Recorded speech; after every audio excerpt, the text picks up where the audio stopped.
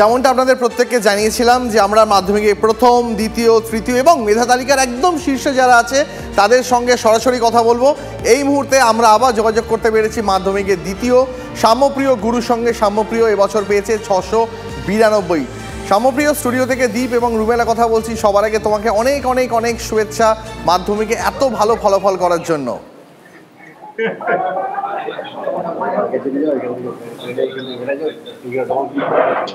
সাম্যপ্রিয় যে ছবি আমরা দেখছি মাধ্যমিকের দ্বিতীয় দ্বীপ, এই সময় সকলেই শুভেচ্ছা জানাতে আসছেন।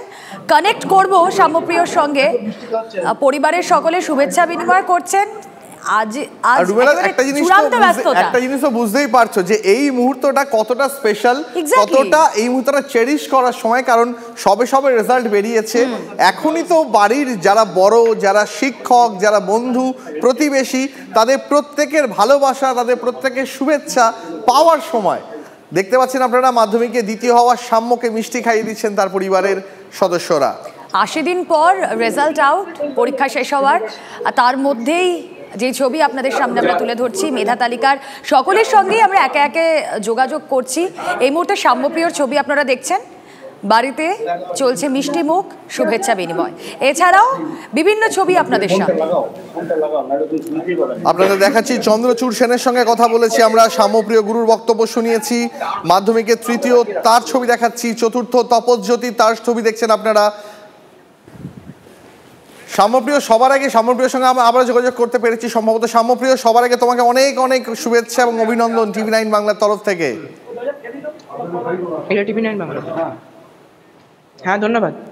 সামজিৎ, সবার আগে বলো যে পড়াশোনার প্যাটার্নটা যদি একটু শেয়ার করো বাকিদের সঙ্গে, যারা এখন ধরো তোমাকে দেখে, আজকে টেলিভিশনে তোমাকে সবাই দেখছে, TV9 বাংলায় যে দর্শক যত রয়েছেন সবাই তোমাকে দেখছেন, তো একটু শেয়ার করো যারা ছোট, যারা এখন পরীক্ষা দেবে সামনের বছর, তারা কি প্যাটার্নে পড়াশোনা করবে।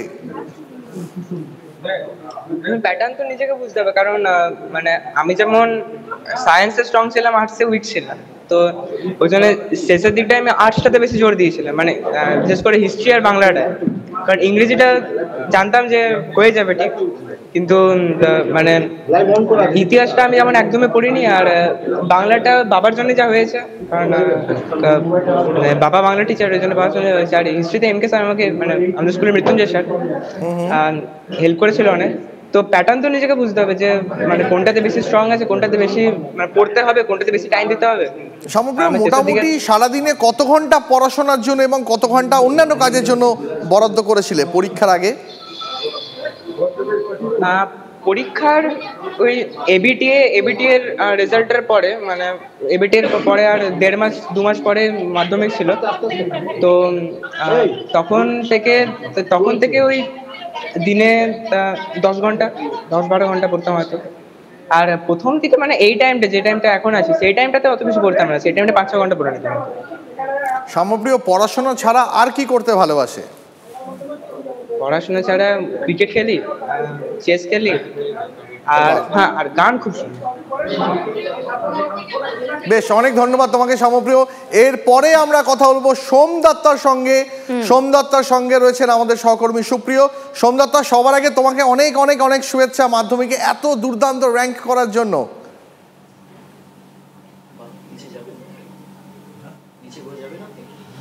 একেবারেই দীপ, সরাসরি সোমদত্তার সঙ্গে কথা বলবো এবং TV9 বাংলার পক্ষ থেকে সোমদত্তা তোমাকে জানাই অনেক অনেক শুভেচ্ছা এবং অভিনন্দন। প্রথমেই যেটা জানতে চাইবো, এই যে ফলাফল বা এই রেজাল্ট, এক্সপেকটেশন ছিল? না, এতটা ভালো আশা করিনি। ভালো হবে সেটা আশা করেছিলাম, তবে এতটা ভালো করিনি। খুব ভালো লাগছে। যখন জানতে পারলে এই যে রেজাল্টের বিষয়টা, কেমন লাগছিল? হ্যাঁ, প্রথমে তো বিশ্বাস হয়নি যে এটা হতে পারে। তারপরে যখন দেখলাম যে না সবাই বলছে, তখন ভাবলাম যে খুবই আনন্দ হলো শুনে, ভালো লাগলো। তোমার এমনি প্রিয় সাবজেক্ট কি? মানে কতটা সময় পড়াশুনো করতে, কিভাবে মানে পড়াশোনার পরীক্ষার প্রিপারেশন নিয়েছো?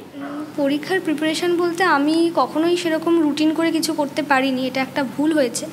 কিন্তু চেষ্টা করেছি রেগুলারের পড়াটা রেগুলার করে যাওয়ার, আর মোটামুটি সব সাবজেক্টই সমানভাবেই পড়তাম। সমানভাবেই মোটামুটি সমস্ত সাবজেক্ট পড়ার চেষ্টা করতাম, আর চেষ্টা করতাম যে মানে শিক্ষক শিক্ষিকারা যে পড়াগুলি দিচ্ছেন প্রত্যেকদিন হোমওয়ার্ক বা বলছেন পড়া ধরবো, সেগুলো করতাম রেগুলার বেসিসে। স্কুলের পাশাপাশি বাড়িতে কিভাবে প্রস্তুতি বা বাড়িতে সব থেকে সাপোর্ট কার বেশি পেয়েছো? স্কুলের পাশাপাশি যে কজন শিক্ষক শিক্ষিকার কাছে আমি আলাদা করে পড়তাম তারা তো মানে সাহায্য করেইছেন, তার সঙ্গে বাড়ির সবাই, মানে মা তো রয়েইছেন, মায়ের পাশাপাশি বাবা, কাকা, মাসি, মেসো, ইভেন আমার বোন, সবাই, দাদু, দিদা, প্রত্যেকের কাছ থেকেই অনেক সাপোর্ট পেয়েছি। প্রিয় সাবজেক্ট কি ছিল? প্রিয় সাবজেক্ট আমার অঙ্ক। তো সেই জায়গা থেকে প্রথম বোর্ডের পরীক্ষা সেটা তুমি উত্তীর্ণ হয়েছো এবং এত ভালো একটা ফলাফল, ফিউচারে মানে পরবর্তীতে 11-12 কী সাবজেক্ট নিয়ে পড়াশোনার ইচ্ছা আছে? আমার তো পিওর সায়েন্স নিয়েই পড়ার ইচ্ছে আছে, তারপর দেখি এবার কীরকম হয় সেই মতো, বা কোন সাবজেক্টে বেশি মানে ইন্টারেস্ট পাই তার উপর ভিত্তি করে আবার পরবর্তী এর দিকে যাওয়ার ইচ্ছে আছে। আপাতত 11-12 পিওর সায়েন্স নিয়ে এগোনোর ইচ্ছে আছে।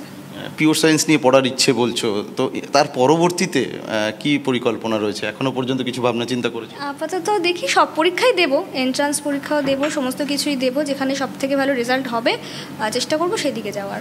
তারপরে তো এবারে 2 বছর পরে কিছু সাবজেক্টের প্রতি হয়তো একটু বেশি মানে ইন্টারেস্ট গ্রো করতে পারে, তো তার উপর আবার একটুখানি নির্ভর করবে আশা করি। স্কুল টিচারদের সঙ্গে কথা হয়েছে কোনো? মানে আমি দুজনের সঙ্গে কথা বলতে পেরেছি এখনো পর্যন্ত, কিন্তু প্রচুর ফোন আসার কারণে ফোনটা কেটে যাচ্ছে, আমি ওনাদের সঙ্গে কন্ট্যাক্ট করতে পারছি না। আপাতত তোমাকে অনেক ধন্যবাদ। কথা বলছিলাম এবারে মাধ্যমিকে 10ম স্থান অধিকারী সোমদত্ত সামন্তর সঙ্গে। টিভি9 নেটওয়ার্কের মুখোমুখি আজ প্রধানমন্ত্রী। টিভি9 নেটওয়ার্কের পোস্ট এক্স মাধ্যমে শেয়ার করেছেন নমো। ইন্টারেস্টিং ফরম্যাটে 7 ভাষায় বিস্তৃত সাক্ষাৎকার। রাত 8টায় নজর থাক টিভি9 নেটওয়ার্কের চ্যানেলে। এক্স মাধ্যমে লিখলেন স্বয়ং প্রধানমন্ত্রী নরেন্দ্র মোদী। প্রধানমন্ত্রী অ্যান্ড 5 এডিটর্স এমডি বরুণ দাসের নেতৃত্বে নতুন উচ্চতায় টিভি9 নেটওয়ার্ক। দেশের সবচেয়ে বড় নিউজ নেটওয়ার্কে প্রধানমন্ত্রীর সবচেয়ে বড় সাক্ষাৎকার। 5 রাজ্যের এডিটরের চোখা প্রশ্নের সামনে প্রধানমন্ত্রী নরেন্দ্র মোদী।